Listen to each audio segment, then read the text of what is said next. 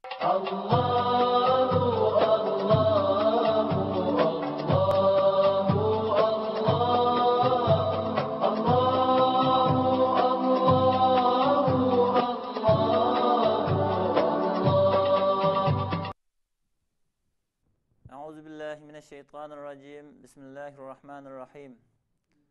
Elhamdülillahi Rabbil alemin. Ve salatu ve selamu ala eşrefil enbiyai vel murselin. Ve ala alihi ve ashabihi ecma'in. Amma ba'd. Biz aldığın katımdaki dersimizde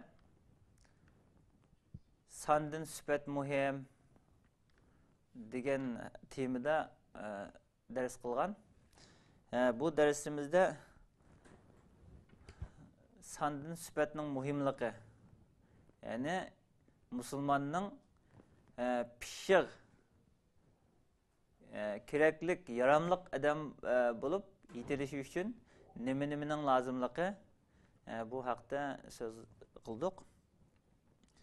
Yani Müslüman kuchli iman, mustahkam iroda, sabr degandek bir qancha sifatda yetilsa, sani az bo'lsa-mu, yani kuch jihatda g'alaba qiladiganligi, yani az sonliq bo'lsa-mu, ko'p natijaga erishadiganligi haqida dars qilgan.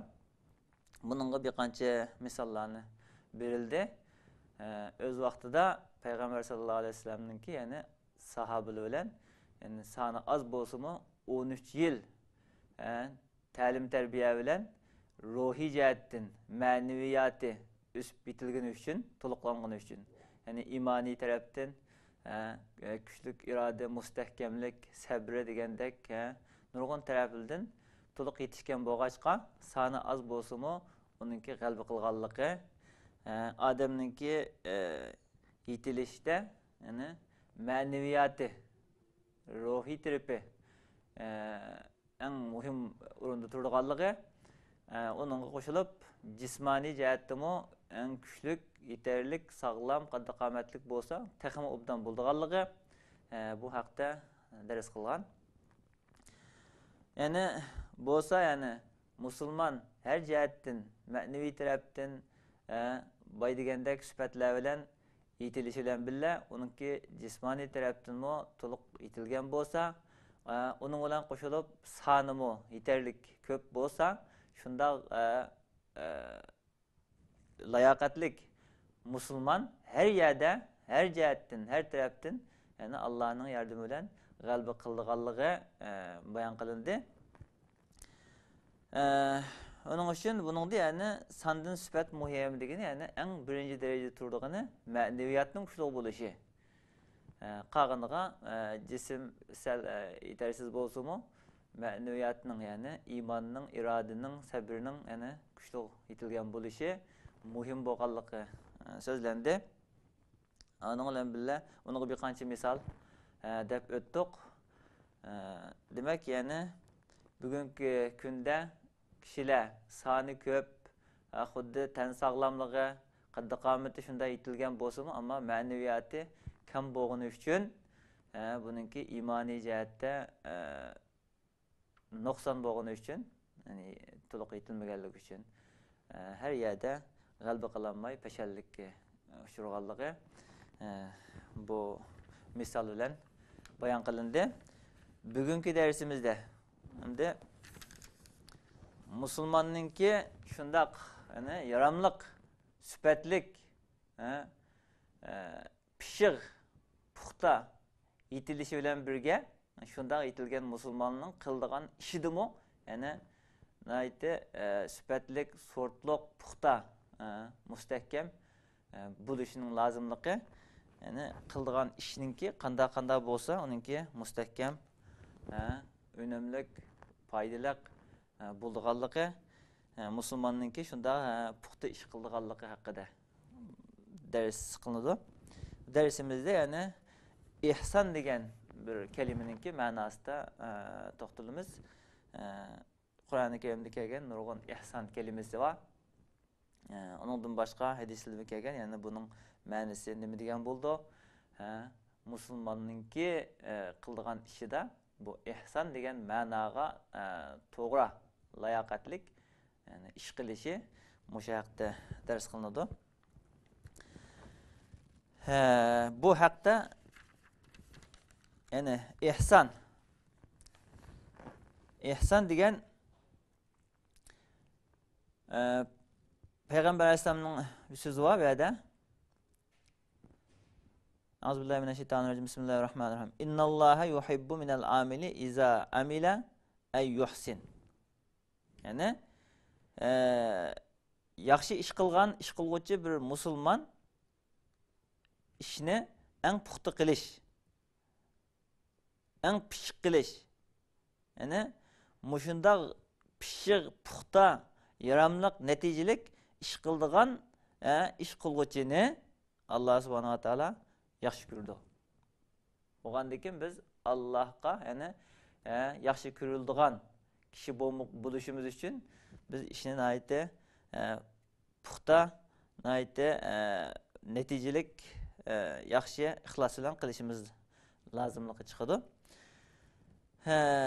İşni puxta qilish bu ixlosning natijasida bo'lgan ish.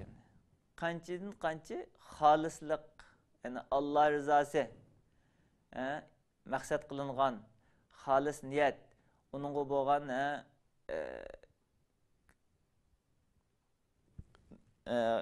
bo'lgan qiziqishi, ixlos demak yani xolislik, Allah rızasını halisen niyet kılıngan bolsa bu iş nayte puxta yaxshi buludu.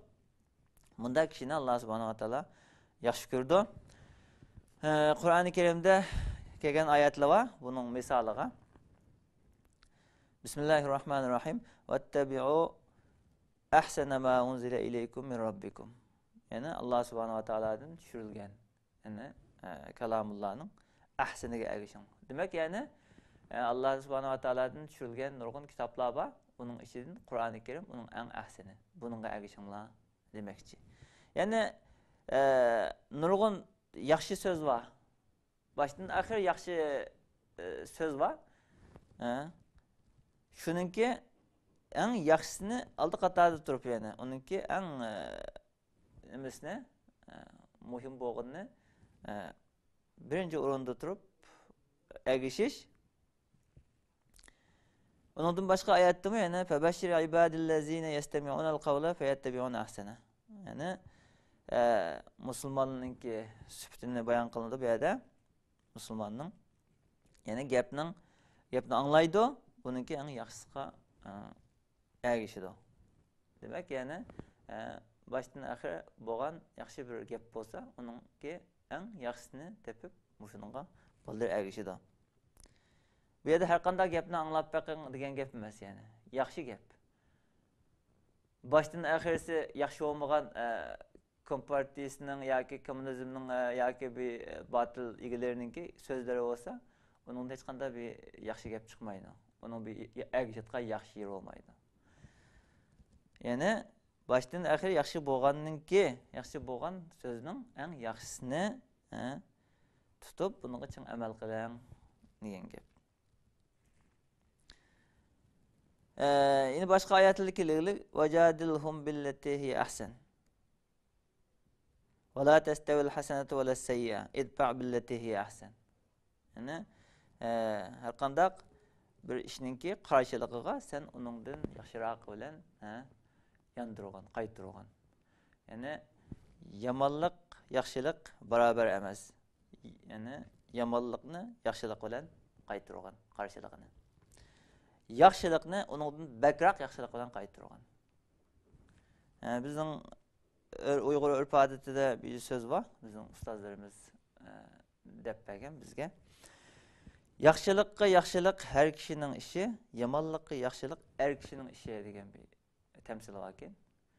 Yani yaxshilikqa yaxshilik har kishining ishi. Endi bir odam yaxshilik qilgan bo'lsa, uning qarshiligini yaxshilik bilan qaytarish normalda bir insoniy vazifa.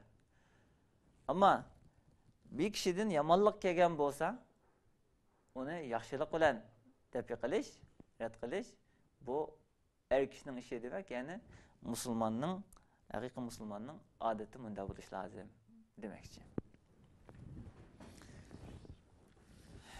Boshqa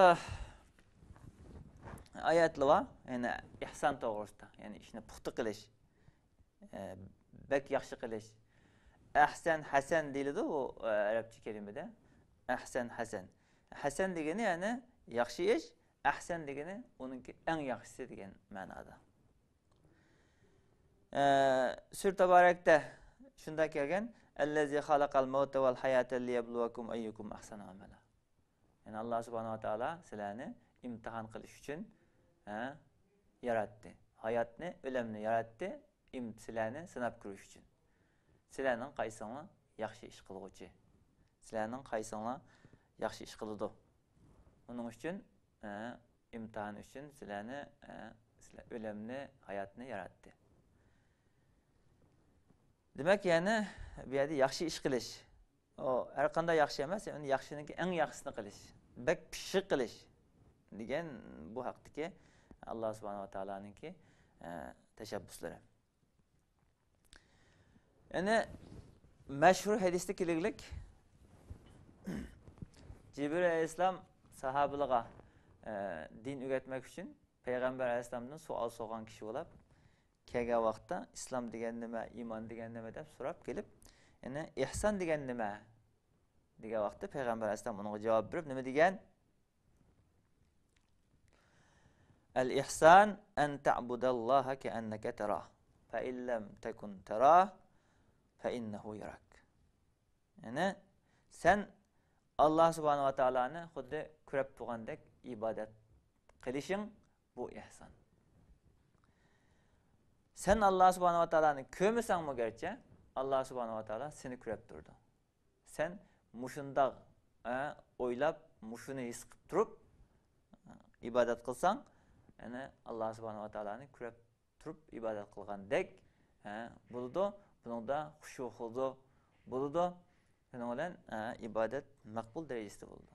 Demak, mushunda qilgan ibodat ihson degan ma'noda, ya'ni eng yaxshi ibodat. Maqbul bo'lgan ibodat. Ihson degan bu.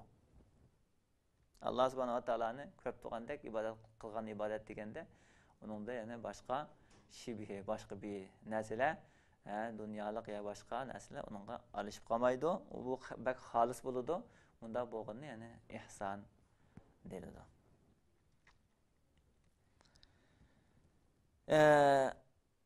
Bu ibodatda sen Allohni ko'rib turgandek ibodat qil, sen Allohni ko'rmasangmi, Alloh seni ko'rib turdi degan mazmunlar, ya'ni har qanday musulmon ya'ni yaxshi ish qilgan vaqtda xolisan livajillah o'ylab, niyatini to'g'ri qilib, boshdan oxiri mushu niyat bilan Alloh taolo meni ko'rib turdi degan maqsadda shunday bir his tuyg'u bilan qilishi lozim.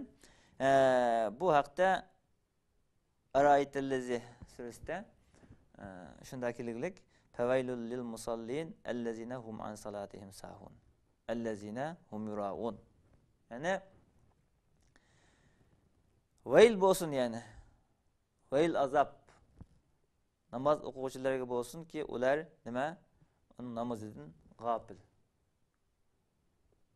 Endi ba'zi bir gaplar bor, namoz o'quvchi munda vayl azab bo'lsa namoz o'qimaganlar qanday bo'ladi? Namoz o'qimagan ish bu bizning hozirgi yashayotgan zamonimizda ko'rinayotgan bo'lg'achqa, shunga namoz o'qiganga munda azab bo'lsa, o'qimagan qanday bo'ladi degan bir ko'rinish savol kelib qoldi. Bu oyatlar tushgan vaqtida hammadan namoz o'qiydigan bo'lg'achqa, shu o'qigan namoznimi to'g'ri tuzgun o'qimaganlarga deyilgan xitob qilingan oyat. Yani namoz o'qimayotgan ish yo'q yani. Hammadan namoz o'qishi lozim. Shu namoz o'qigan jamiyatda shu namozni maqbul bo'lgan darajada o'qimasa, namoz o'zi boshqa yerda, uning qalbi boshqa yerda, o'zi namozda, uning ko'ngli bilak yerda, bunda g'afillik bilan o'qigan namoz bu uningga foydali emas, balki ziyonli qilib qoldigan shuva demoqchi. Ellezine hum yuraun. Yani ola yani körüstüşki iş kıldıgan. Yani riya ilişip kalgan her kanda iş hemmesi bu yaxşılık netice ekemeydi.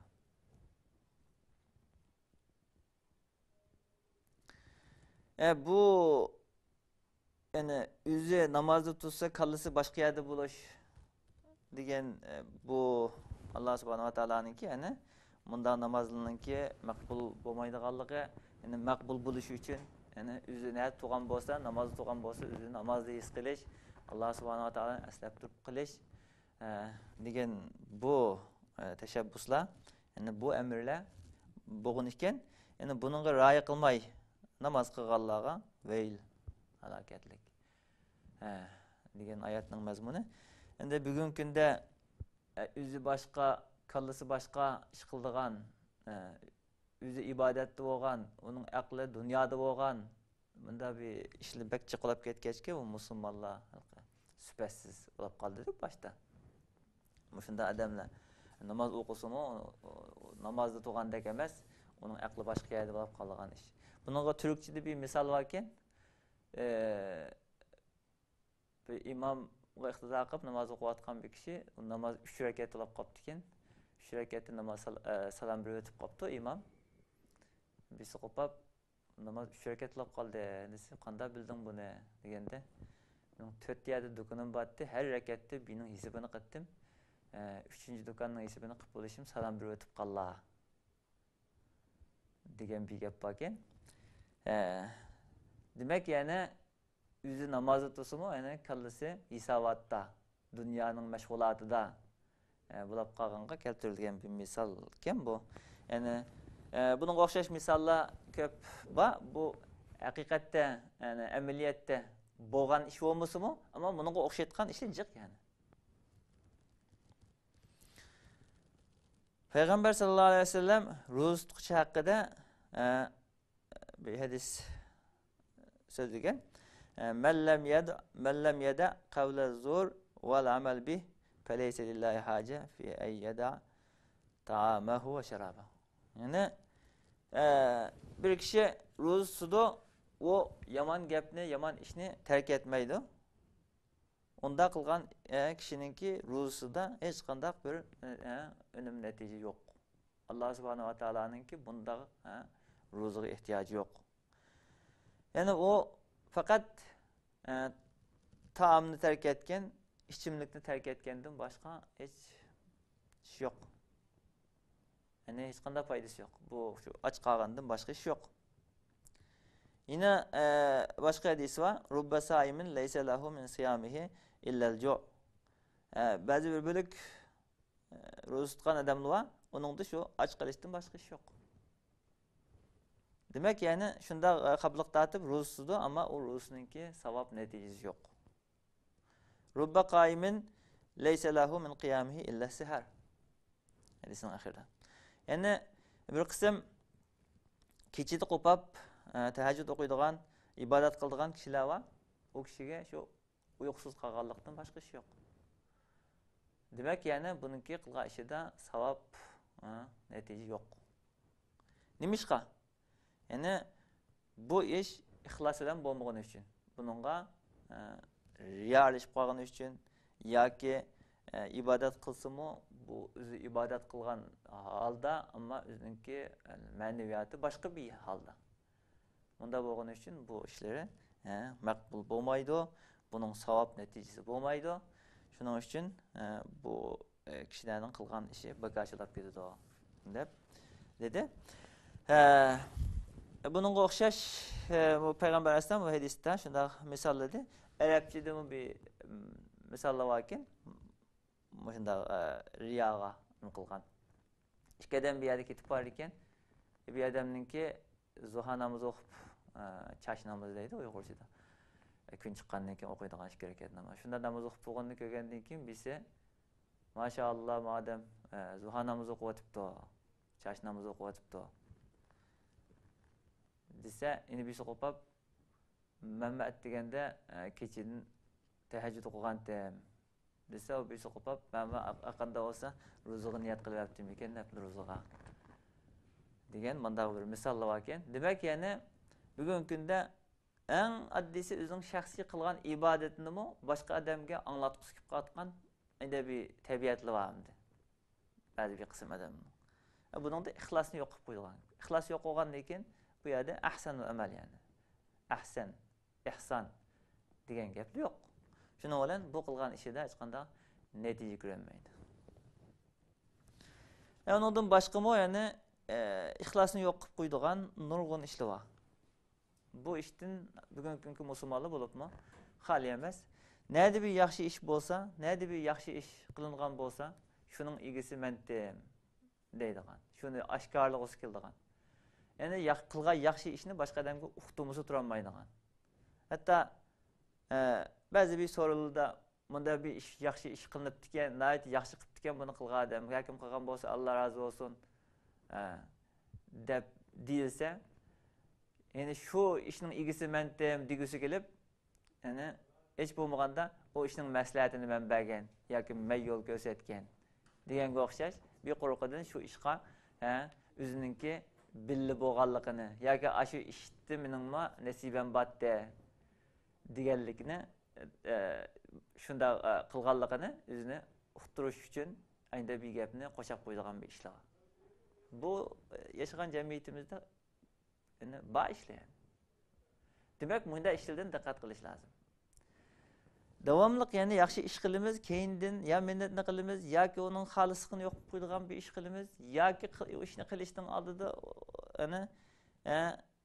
niyat xato boshqa bir maqsadlar qilinib u ish qilinib qoldi. Demak, ya'ni har qanday bir xolislikqa boshqa bir narsa elishib qoldi ekan, xo oldida xo keyinda bu ishimiz bagajlab ketadi.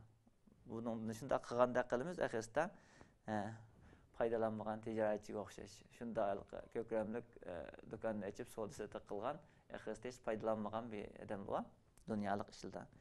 Shunga o'xshagan, ya'ni shunda yaxshi ishni ko'p qilganda qildi, axirida Allohninki nazarda, ya'ni bu kishining dafteridan hech narsa chiqmaydi.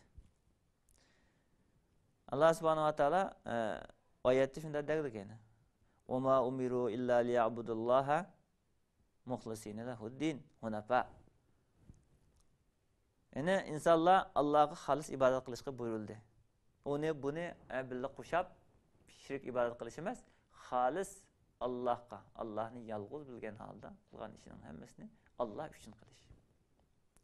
Şununla buyuruldu. Yani Müslüman fakat devamlılık işi halis buluş için hatta hiç kim görmegen, hiç kim bilmegen bir yaxshi amalni qilgandan keyin o'zini o'zgimi faxrlanib qolmaslik lozim. Ndo kechida tahajjud o'qigan odam hech kim ko'rmaydimi, yaxshi ibodat qildim deb shunda o'tirib, hammadan uxlayotgan vaqtda shunda yaxshi bir ishni qilib oldim-ku, men yaxshi bir ibodatni qilyaptim, hammadan uxlayotdi. Yoki men qilgan ishimni yoki men sadaqamni hech kim ko'rmadi. Sadaqa ihson qilib oldim. Men hammadan qilmagan bir ishni qilib oldim-ku, men shunda bir yaxshi ish qilib oldim deb o'zining qilgan ishidan o'zi aytib bahramand bo'lib, xuddi hech kim o ishni qilmay, xuddi o'lam qilgandek, ya'ni o'zini o'zga faxrlanish deydi buni, ya'ni o'zini o'zga faxrlanib munda qilib qolsa, ya'ni shumi riyoga kelib qolgan bir ish bor. O'z nafsiga riyo qilish, o'z nafsini go'llash degandek. Ya'ni biz yaxshi ish qildik, Allah razı olsa, Allah kabul etse, yani biz onun neticesini görürüz. Allah kabul kılış kılmazlık Allah'ın ihtiyarı. Şuna biz fakat Allah rızası için niyet kılımız, Allah rızası için bu işini kılımız, şunda halısı bulundu, bunun hiç kadar bir neyse eleştirmeyimiz, hiç taraftan o vakitte Allah subhanahu wa ta'ala bize ecir verdi.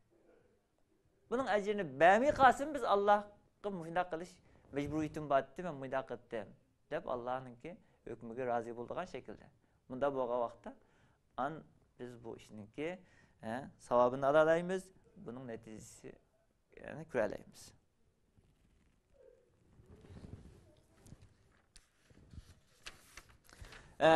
Meşhur hadis var.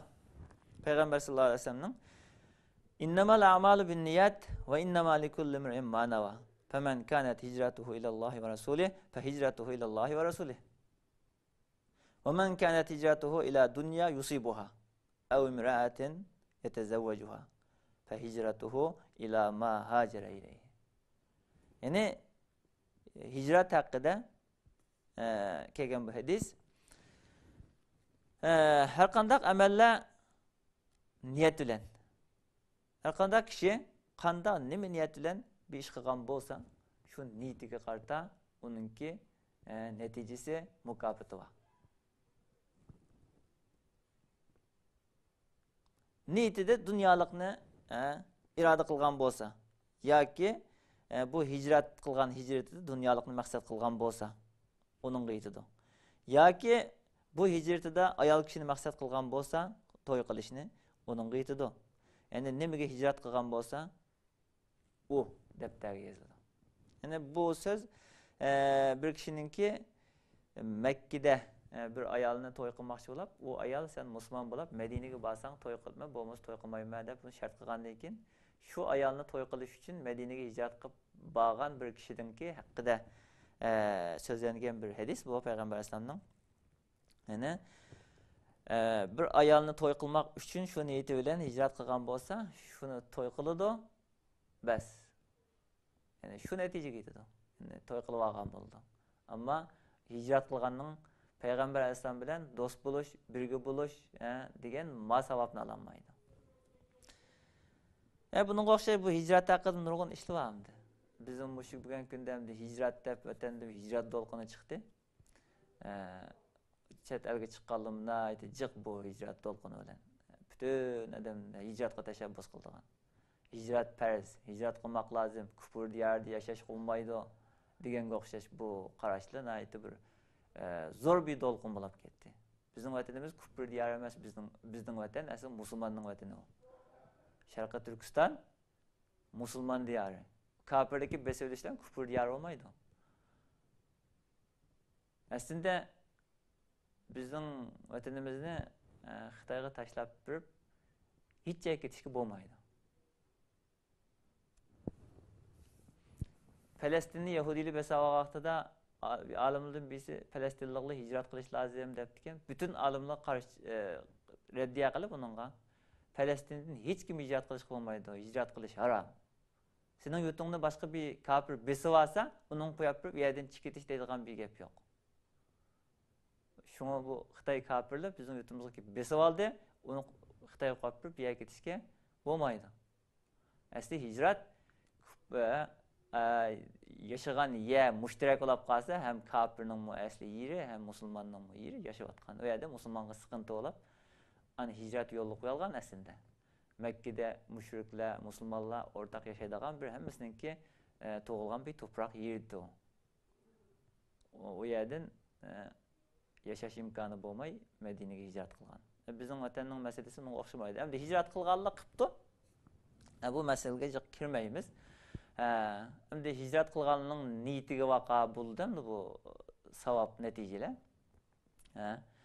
Endi bular hicretni men bu yerde yaşap musulmonlikni qilish, islomiy vazifamni ado qilish haqqiga ega bo'lolmadim.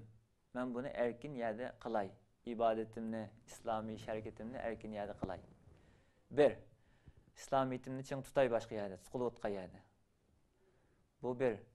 İkinci, men başka yerge berip, kafirga qarşı to'g'idek bir kuch to'plab, askeri mashq qilib va boshqa ta'lim ilmlarni o'rganib, undan keyin men Xitoyga qarshi turadigan qanday yo'l bo'lsa, yana kirib men vatanimni qutqizma degan maniyat bilan bo'lsa, Allah razı olsun endi. Allah köpligen ecir ata qilsin bu niyetga qarta. Bunda niyeti chiqqan qarindoshlarimiz bor. Endi faqatla bu yerda din tutqul olmagandan keyin keng o'rchilik yerga ko'rib shu yerda yashab qolay, din tutay desa, uningga Allah ajrini bersin. Ama oldingi yani bunun yani ahiretdagi g'oya sal yerim raqamda. Ba'zi odamlar pul topqila chiqadigan, ba'zi odamlar shu yerga berib yashab qolay deydigan, boshqalari hammasi o'zining niyatiga bog'liq. Demak, bu hicretninki hadisi chiqib qolgani uchun bu hicret bu haqda ozroq bu gap bo'lib qoldi. Buni to'g'ri tushunmak lozim. Bu masalaga bak kirishib, u to'g'ri aytdi, u xato aytdi, u bundoq qilgan deganga o'xshash har xil taraflarga kirmaymiz. Bu yerda faqat ya'ni hijrat qilgan muhojirning ya'ni niyati nim bo'lsa, shuning qarta savob oladi degan gapni bayon qildik bu yerda. Demak, yana har qanday ishda hijratdan boshqa ishdimi? Ya'ni niyatga qarta savob oladi demakchi. Uning uchun bayon qilingan hadis bu. Demak, ishlarninki yaxshi bo'lishi uchun xolis bo'lishi lozim, maqbul bo'lishi uchun xolis bo'lishi lozim. Ya'ni har qanday amalning maqbul bo'lishi uchun 3 shart bor. Buni bilib olmak lozim. Bu 3 shart biri aqidaning sog'lom bo'lishi. Aqida sog'lom bo'lmasa, amal maqbul bo'lmaydi. Shunga kafirning amali maqbul emas. Shunda yaxshi amalni qilgan bo'ldi dunyoda, ammo uning ishi maqbul emas, oxiratda hech qanday natijaga erishmaydi. Bunga nurg'un oyatlar bor. Chunki buningda aqida bo'lmagani uchun, iymon bo'lmagani uchun. Ikkinchidan, sunnatga muvofiq bo'lishi. Alloh subhanahu va taolaning talabiga uyg'un bo'lishi. Payg'ambar alayhisolamning ko'rsatgan yo'liga to'g'ri bo'lishi. Ya'ni men ibodat qildim, yaxshi ish qildim deb Payg'ambar alayhisolam ko'rsatmagan yo'l bilan Alloh taolo bizni talab qilmagan bir shaklda bir muncha yaxshi ishlarni alam qilayotgan bilan uning natijasiga erishib olmaydi. Shunga bugungi kunda qilgan ishlarninki, yaxshi ishlarninki, nurg'un yaxshi ishlar, to'plum ya'ni, guruh, jamoaviy yaxshi ishlar bo'layotdi arab dunyolarida. Bu ishlarninki natijasi olmay qoldi. Biz boshda dedik, bu boshda o'tgan darslarimizda. Nima ish qilib bo'lmagan deb. Bu ishlarning jiqi sunnatga uyg'un bo'lmay qolgan. Hammasi yaxshi qildim, o'y sunnatga uyg'un qildim deb o'zi o'ylagan bo'yicha to'g'rilaydi. Ammo Alloh subhanahu va taolo bizning talab qilgan shakl umi yo unday emasmi? Buni tushunadiganlar az. Ya'ni amalning maqbul bo'lishining ikkinchi sharti sunnatga uyg'un bo'lish. Uchinchi sharti ixloslik bo'lish. Ya'ni ixlos bilan bo'lish. Demak, bayatdan degandek, ixlossiz bo'lib qolgan amal bu maqbul bo'lmaydi. Yani niyatidan bo'lsa shu bo'ladi. Niyati to'g'ri bo'lmagan ish ixlossiz bo'ladi. Ixlossiz bo'lgan ishning natija chiqmaydi. Shu 3 shart bilan amal maqbul bo'ladi. Biz har qanday yaxshi ish qilmoqchi bo'lsak, musulmon bo'lish sifatimiz bilan biz shu 3 shartga rioya qilish lozim.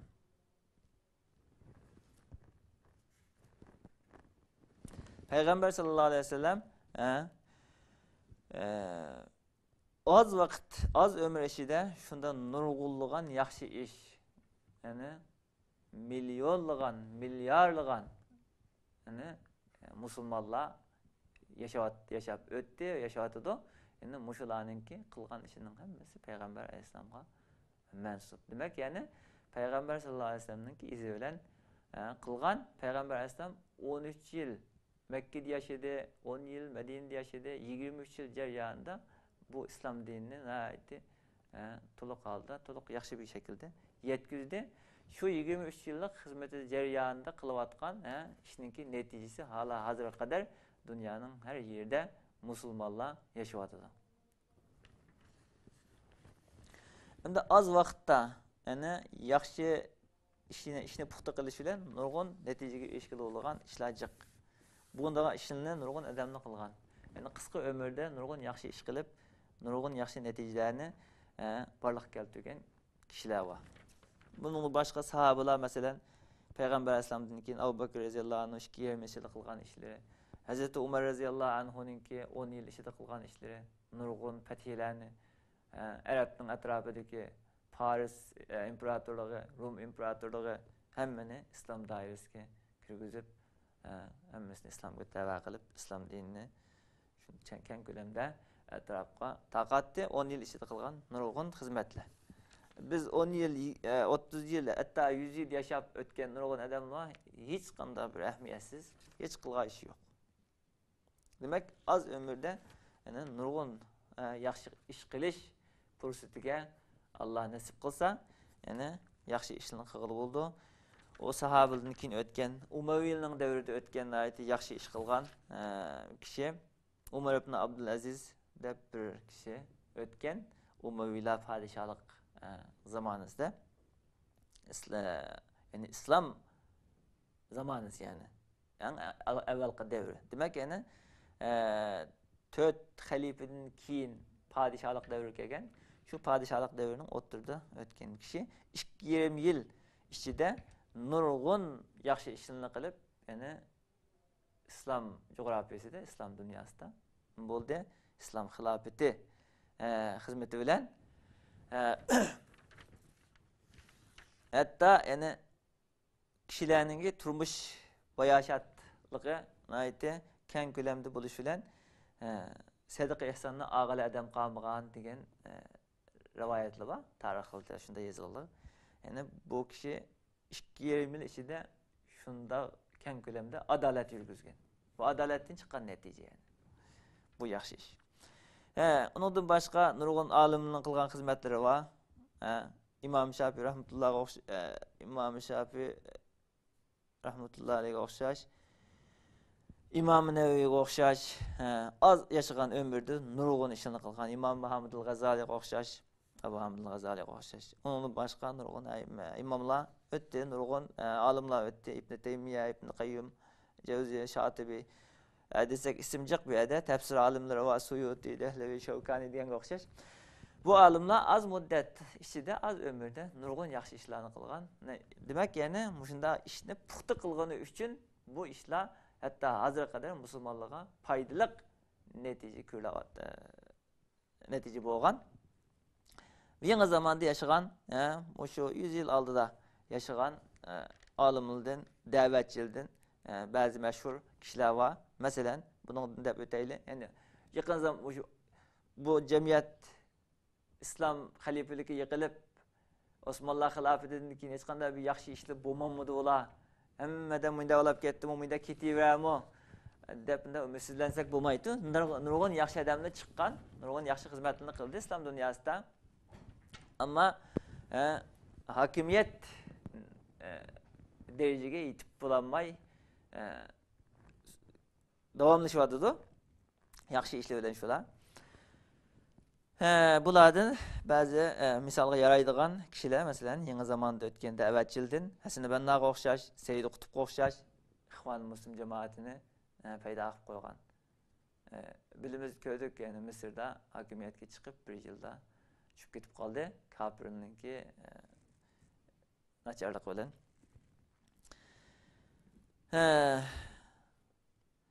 Undan boshqa Mavdudi Pokistonda islom jamoatini qurgan. Nejmiddin Arbakanga o'xshash Turkiyada milliy yurish jamoatini qurgan, Saodat partiyasi bo'lib chiqqan. Shundan chiqqandan hozirgi hukumat beshida turayotgan nurg'un kishilar bor. Nejmiddin Arbakanninki qilib qo'ygan ishlarninki natijalari. Undan boshqa jihodiy sohada, islomiy jihodiy harakat sohasida, ma başdaki yani silmi, siyasi da'vat sohasida yetilganlar, chiqqanlar, xizmat qilganlar.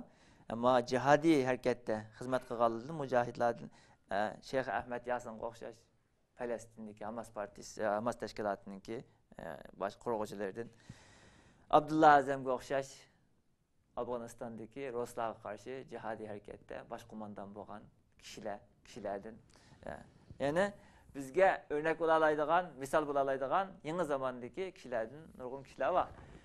Az vaqtda, az ömürdə nurg'un yaxshi natijali ishlarni qilib, o'zi foydalanish bilan birga boshqalarga foyda yetkazib, shunday yaxshi ishlar bilan dunyodan o'tgan.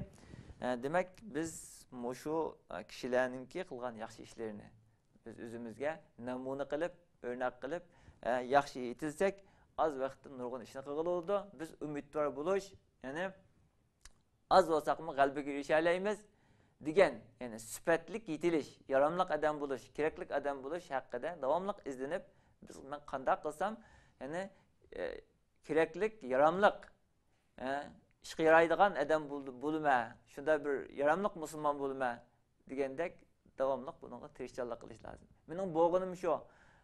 Men nima qilsam anda bo'lolmayman, yo anda cho'ng odamlar bo'lolmayman. Yoki biz qancha qilsaqmi mustaqil bo'lolmaymiz yoki. Ya biz bu islomiy nimani barliqqa aklanmaymiz. Biz shunday yashab o'tmasak bo'lmaydi, bizning qo'limizdan kelmayotgan deb umidsiz yashamaslik lozim. Men qilolmasam mendan keyin qiladi deb hech bo'lmasa umidimizni üzmey boshqalarni o'rnimizga itilib qo'yish lozim. Biz qilolmasak boshqalar qiladi. Kunlarning bir kunida natijaga erishadi. İnşallah yani umidvor bo'lish, yaxshi yetilish her tarafdan hem ma'naviy, hem jismoniy, her tarafdan to'liq yetilish bilan yani inshaalloh Alloh subhanahu va taolo iroda qilsa bir kuni natijaga erishamiz. Biz natijalik ishdan umidvor bo'lish lozim. Va axiru davana alhamdulillahi robbil alamin. Kelar qatimdagi darsimizda yana ilim va fikr. İlim ve fikir meselesinde qaysi baldi qilish kerak? Qaysini baldi qilish kerak? Bunun qaysi muhim? Degan bu haqda ilim bilan amal qaysini baldi qilish kerak? Degan bu haqda ders davom etadi. Davomlashadi inshaalloh. Va axiru davana alhamdulillahi robbil alamin.